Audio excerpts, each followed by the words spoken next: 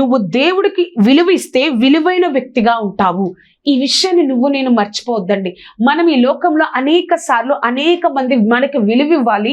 మనం ఒక ప్రాంతంలో, ఒక సంఘంలో, ఒక ఇన్స్టిట్యూషన్లో, మనం వర్క్ చేసే ప్లేస్లో ఒక విలువైన వ్యక్తిగా ఉండాలనుకుంటాం. ఆ విలువ ఒక మనిషి ఇస్తే రాదండి. ఆ విలువ నువ్వు ఆ విలువ కోసం ఎంతో ప్రయత్నాలు చేస్తే రాదు. నువ్వు దేవుడికి విలువిస్తావా, నిన్ను ఒక విలువైన వ్యక్తిగా దేవుడు ఉంచుతారు.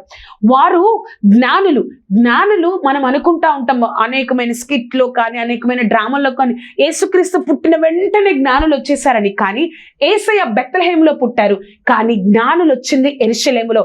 ఆ యొక్క పరిశోధకులు చెప్తా ఉంటారండి, ఏంటి అంటే యేసుక్రీస్తు వారు 2 సంవత్సరాల వయసు అప్పుడు జ్ఞానులు యెరూషలేములోకి వచ్చి యేసుక్రీస్తుని చూశారు.